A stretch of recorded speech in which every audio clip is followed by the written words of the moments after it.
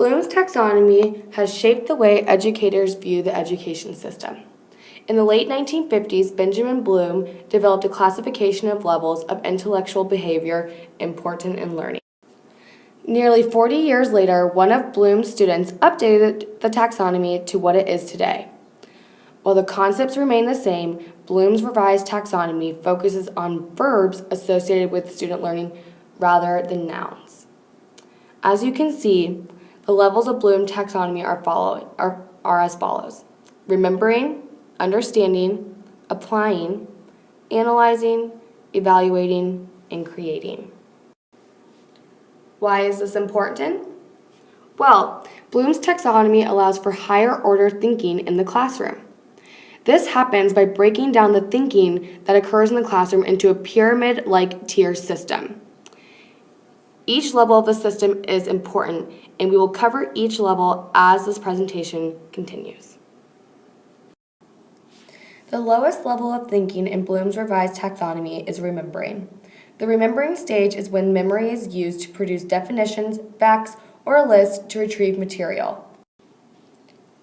Remembering is achieved through repetition through using flashcards, online tools such as word processing, making lists, or bullet points. Remembering is being able to retrieve information, whether that be stored in your head or some sort of visual auditory documentation. A good example of remembering in Bloom's revised taxonomy is using online methods like flashcards.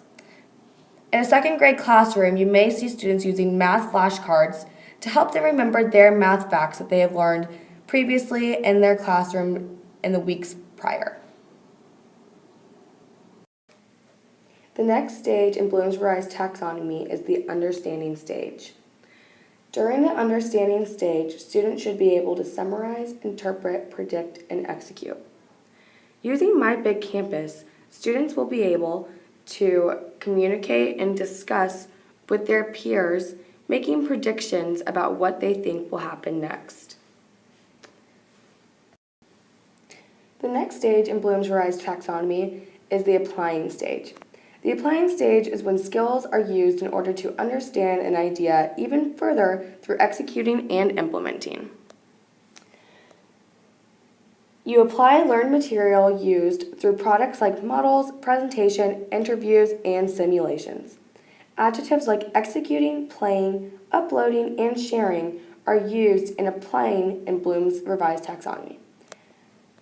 An example is using Prezi and/or presentation to display the material that the students have learned into a forum where they can share with their classmates. Analyzing in Bloom's revised taxonomy means organizing, comparing, and linking ideas.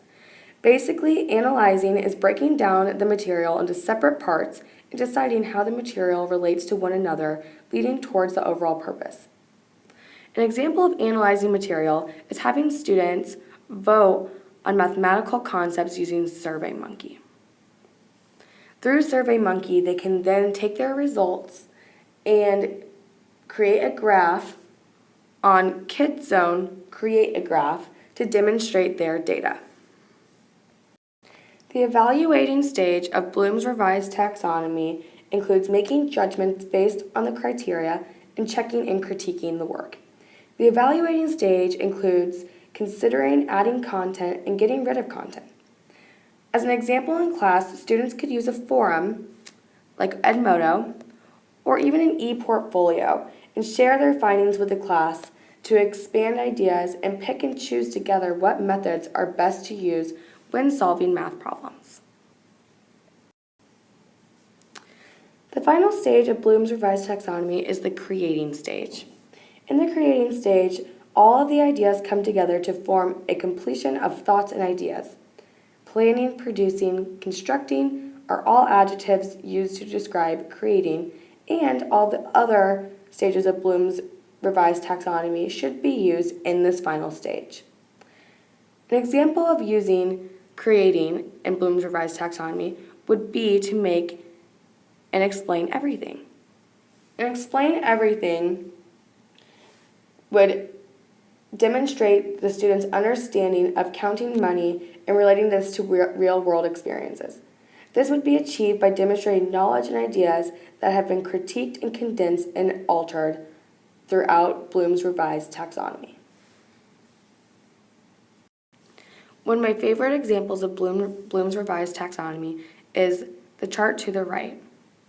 The chart to the right gives examples of different tools available on the web that can be used in the classroom to demonstrate Bloom's revised taxonomy. Following this pyramid, as educators, we should be able to analyze our students' thinking and understand where they are coming from when it comes to learning and fully understanding an idea.